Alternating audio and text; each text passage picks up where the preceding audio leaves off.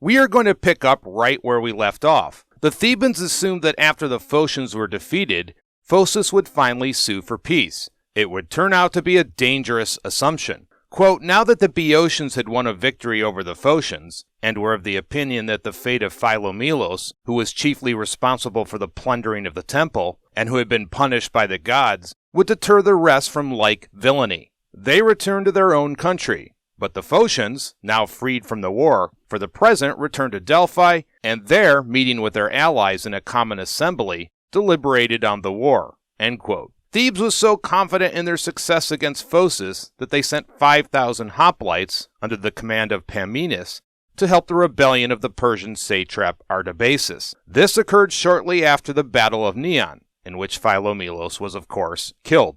The Thebans needed the money Artabazus offered, and although they had generally been on good terms with the Persian king, they obviously felt the offer was too good to refuse. The move by Thebes soon backfired, as Anomarchus rallied the Phocians. He had been a deputy under Philomelos. Now that Philomelos was dead, Anomarchus assumed overall command. He insisted that they should continue on with the war.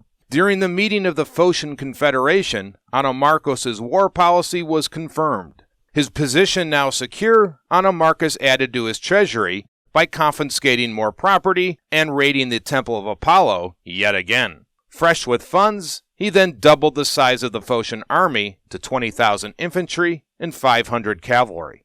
In 354 BC, he raided Locrian territory and succeeded in capturing several towns. Phocis was on the cusp of becoming a major power in Greece. It was around this time in 354 BC that Philip became involved in the war. By this point, Philip had decided to support the Thebans. This seemed only natural since Macedon was already at war with Athens, who supported Phocis. As mentioned before, Thessaly had been a staunch supporter of the Amphictyonic League, with the notable exception of one city, Pheræ. It was Pheræ's support of Phocis that brought Philip into the war. The Thessalian city of Larissa asked Philip for assistance in their fight against Pheræ. Philip then marched his army into Thessaly.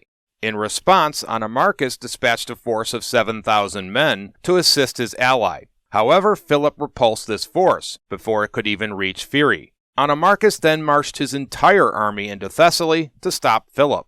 The exact details of the campaign that followed are not well understood, but Anomarchus was able to defeat the outnumbered Philip. Philip then retreated back to Macedon for the winter. In 353 BC, Anomarchus took advantage of his strengthened position and led attacks against the Locrians. He even captured territory inside Boeotia.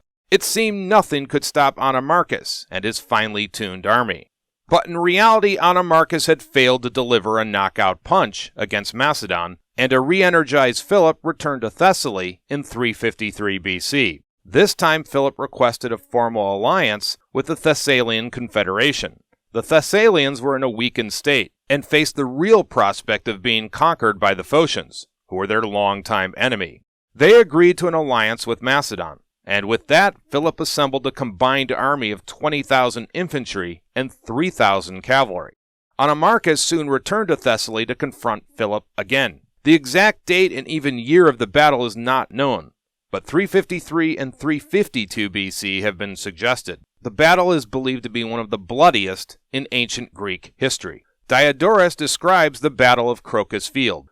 The ruler of Pheræ, quote, summoned reinforcements from his allies, the Phocians, promising jointly with them to organize the government of all Thessaly. So when Anomarchus in haste came to his support with 20,000 foot and 500 horse, Philip, having persuaded the Thessalians to prosecute the war in common, gathered them all together, numbering more than 20,000 foot and 3,000 horse. A severe battle took place, and since the Thessalian cavalry were superior in numbers and valor, Philip won. Because Anomarchus had fled toward the sea, and the Athenian navy was by chance sailing by with many triremes, a great slaughter of the Phocians took place, for the men in their effort to escape would strip off their armor and try to swim out to the triremes, and among them was Anomarchus. Finally, more than 6,000 of the Phocians and mercenaries were slain, and among them the general himself, and no less than 3,000 were taken captives. Philip hanged Anomarchus. The rest he threw into the sea as temple robbers. End quote. After the victory, Philip soon became one of the chief magistrates in Thessaly, which effectively gave him control over the treasury and Thessalian army. Macedon was now a legitimate power in Greece. Next, Philip moved his army south towards the pass of Thermopylae, which was the gateway to central Greece. The Athenians, however, arrived just in time to block Philip. Philip decided it wise not to try and force his way past the Athenians, and for the time being was content with his major gains in Thessaly. During the Third Sacred War, Philip exercised a skillful combination of diplomacy and war to achieve his goals in Thessaly. It seemed only Demosthenes and Athens understood the implication of Macedon's rise and wanted desperately to stop Philip before it was all too late. We will continue on with Macedon in the next lecture.